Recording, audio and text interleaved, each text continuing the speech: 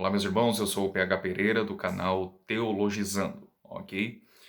De antemão, vocês sabem, o meu livro ainda está à disposição e à venda para os irmãos poderem adquiri-lo. Meus irmãos, nós estamos numa exposição muito rápida acerca da figura misteriosa do anticristo, e hoje nós iremos trabalhar no segundo texto bíblico, que é a carta de Paulo aos Tessalonicenses, capítulo 2, a segunda carta, não é? No último vídeo nós discorremos um pouquinho, mostrando que a palavra ou a expressão anticristo, ela aparece uma vez só. Ah, Ela aparece, melhor dizendo, apenas na primeira e na segunda epístola de João. Não existe mais a expressão anticristo, nem em 2 Tessalonicenses 2, nem Apocalipse 13, ok? O que as pessoas fazem é forçar o texto bíblico e tentando entender que ali é a figura do anticristo, quando na verdade somente o apóstolo João, em sua primeira e segunda epístola, usa a expressão anticristo. E nós vemos contextualmente, num contexto histórico, quem era o anticristo, ou os anticristos que João estava se referindo ali em seu contexto, ok? Mas para hoje nós iremos abordar um pouquinho também 2 Tessalonicenses 2, especialmente os versos 3, 4 e 6, onde diz e onde aparece aqui não a expressão anticristo, ok?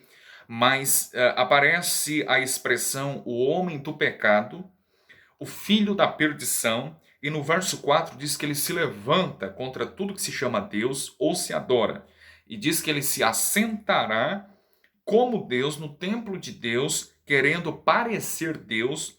E no verso 6 diz que existe algo que o detém para que a seu próprio tempo seja manifestado. Existe algo, alguma coisa ou alguma outra criatura que o detenha, não é? Para que ao tempo certo ele se manifeste, ele quem? Esse homem da iniquidade, esse filho da perdição, ok? Meus irmãos, quem é esse homem do pecado? Quem é esse iníquo? Existem algumas interpretações, mas eu penso que as interpretações que vou lhes apresentar aqui e agora são as mais possíveis, as mais coerentes, ok?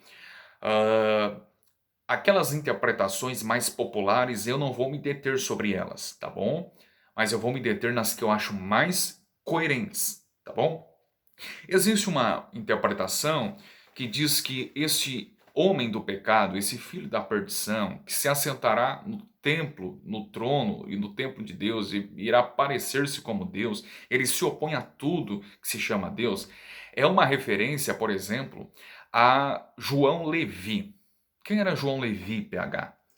João Levi era o líder dos Zelotes. Apenas um adendo aqui, e eu vou repetir o que eu discorri no último vídeo, que alguns de vocês já estão cientes. Quando lermos os textos bíblicos, nós temos de ir ao texto entendendo os destinatários originais, ok?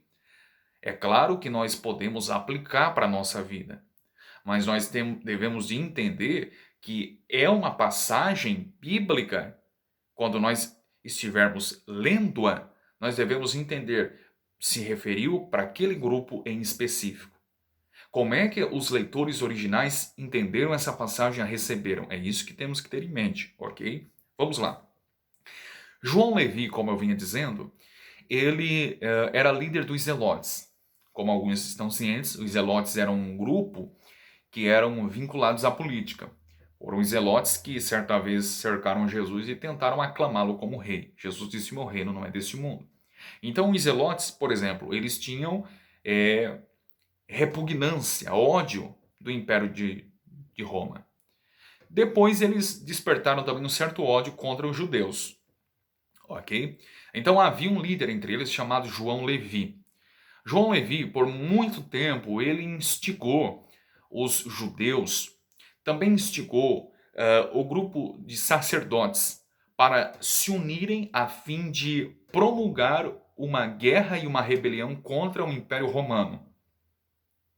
Ele instigava os judeus, esse grupo de zelotes com seu líder instigava também os sacerdotes, inclusive o mais destacado sumo sacerdote chamado Ananias. Mas este sumo sacerdote, em especial, ele sempre se colocava em oposição a essa ideia de João Levi, ok?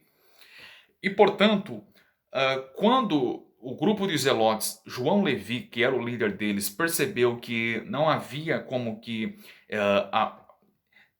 fechar um acordo com os judeus para promover uma rebelião contra Roma, então eles se levantaram contra os judeus. Houve uma guerra, lembra que Jesus falou em Mateus 24 que haveria de muitas guerras? Antes da guerra do ano 70, da destruição de Jerusalém e da queda do templo pelos romanos, antes dos romanos entrarem em guerra contra os judeus, os zelotes já travaram guerras e batalhas contra eles e já mataram muitos judeus. Então, quando eles perceberam que não havia como fechar um acordo, eles promulgaram uma guerra contra os judeus. Então, o que os zelotes fizeram? Eles instigaram os idumeus, cerca de 20.000 soldados, e levantaram-se contra os judeus, contra Jerusalém. Mais de 8.000 judeus foram mortos. Aliás, o sumo sacerdote Ananias foi morto.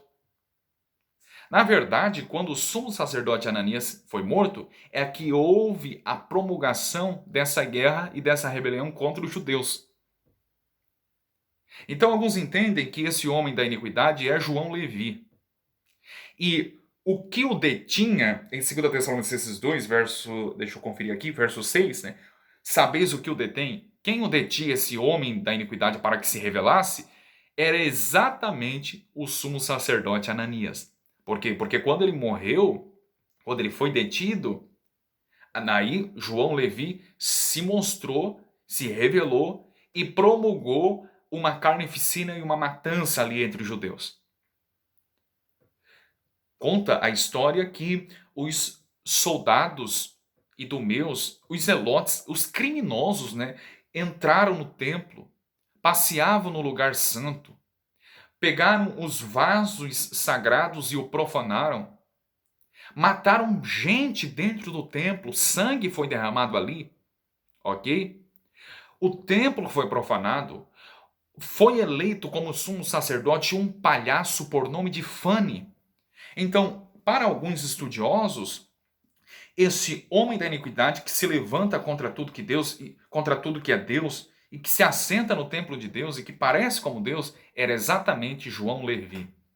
Por causa dessa profanação do templo, porque deteve o sumo sacerdote e, em última instância, matou muitas pessoas, muitos judeus. Existe uma segunda interpretação que diz que esse homem da iniquidade, filho da perdição, é o homem carnal, isto é, o homem não regenerado. O homem depravado, com o seu coração corrupto pelo pecado, ele se assenta no trono. Esse assentar-se no trono é o próprio coração dele. Porque tanto o homem quanto Satanás, ele quer roubar a presença de Deus do coração do homem. Percebe? Então o homem e Satanás se assenta no trono do coração do homem. Ele é um blasfemo, ele se opõe a Deus. E nós conhecemos a teologia da depravação. Então, o que o detém esse coração depravado do homem para que seja manifestado? É a própria igreja, como sal da terra e como luz do mundo. Ela está detendo para que Deus não julgue esse homem do pecado, esse filho da perdição. Quando a igreja sair da terra em decorrência da volta de Cristo, ele vai voltar para julgar os vivos e os mortos. E o homem carnal, o blasfemo, que queria se parecer como Deus, que negava a soberania de Deus, que negava um Deus soberano, um criador do universo, então ele será revelado, porque Deus o julgará e o lançará no inferno. Existe essa posição que também é muito interessante. Mas existe uma posição ainda mais interessante, e deixe-lhes assegurar, eu me familiarizo mais com ela. Eu fiz algumas anotações aqui sobre ela. Alguns entendem que esse homem da iniquidade, esse filho da perdição, deixa eu guardar aqui a minha Bíblia, era exatamente o imperador romano Nero César. Esta é a minha posição, tá bom? Era o imperador Nero César, que reinou ali entre os anos 54 a 68 depois de Cristo. Ou seja, antes da queda de Jerusalém no ano 70. Nero César era o imperador, na verdade, podemos afirmar que foi o imperador mais depravado, mais imoral, mais endemoniado, satânico, diabólico que existiu. Nero César conta a história que ele mandou construir uma imagem, uma estátua, que trazia a sua imagem, de 40 metros de altura. Em Éfeso é possível nós encontrarmos inscrições do tipo, e foram encontradas, né, fazendo referência a Nero César como o Deus Todo-Poderoso e o Salvador do mundo. Portanto, Nero, ele queria parecer-se como Deus. Ele queria tomar o lugar de Deus, roubar a glória de Deus. Nero também era o homem da iniquidade, o filho da perdição, era depravado, era imoral, era maligno. Conta que ele matou muitos dos seus familiares, inclusive a própria esposa que estava grávida, ele matou ela à base de chutes até a morte. Ele também teve um relacionamento incestuoso com a própria mãe. Ele também não tinha nenhum constrangimento em demonstrar publicamente a sua homossexualidade. Inclusive, ele casou-se com um garoto e passou a tratá-lo de fato como uma mulher, como a sua própria esposa, mandando castrá-lo. Nero era endemoniado. Nero era o filho da perdição. Nero também ele se vestia como um animal selvagem. Colocava cristãos em troncos amarrados e, vestidos de peles de animais selvagens, atacava os cristãos, devorava os cristãos, com seus dentes comiam seus órgãos genitais ou sexuais, estupravam tanto homens quanto velhos, quanto mulheres, quanto crianças. Era maligno, era diabólico. Este era Nero. O imperador mais blasfemo, mais satânico. O imperador que estribava-se na glória humana, querendo roubar a glória de Deus, não tributando a glória de Deus. Eu vou comentar um pouquinho mais sobre ele no próximo vídeo, ok? É claro que nós lemos hoje 2 Tessalonicenses 2 e para nós, com essa mentalidade do século 21 e num contexto tranquilo que vivemos, nós vamos dizer, Nero César não é o homem da iniquidade, o filho da perdição. Nero César não pode ser esse que se assenta no trono de Deus, ou no templo de Deus, quer roubar a glória de Deus. Não pode ser ele. É claro, porque nós vivemos num contexto diametralmente oposto ao contexto do século I. Mas quando os ouvintes do apóstolo Paulo, os crentes em Tessalônica, ouviram sobre o homem da iniquidade, o filho da perdição, o homem orgulhoso, soberbo, eles entenderam, não tinha nenhuma dificuldade para eles entender que era o imperador Nero César, que eles estavam ali presenciando todas as maldades, depravações, corrupções, orgias, maldades, todas as práticas repugnantes e asquerosas que ele fazia. Portanto, eu me familiarizo com essa posição de que o homem da iniquidade era o imperador Nero César. Os cristãos do primeiro século entendiam exatamente isso. Eles não entendiam que era um líder que surgiria futuramente. Não, eles entendiam, é Nero César. Esse é um entendimento também dos primeiros pais da igreja. Veja, por exemplo, João Crisóstomo. Diz assim: pois o mistério da iniquidade já opera. Ele fala aqui de Nero. João Crisóstomo está dizendo ele, ou seja, Paulo fala aqui de Nero. Santo Agostinho também afirmava: O que significa a declaração que diz que o mistério da iniquidade já opera? Ele sempre esperou que suas palavras fossem entendidas como se aplicassem a Nero.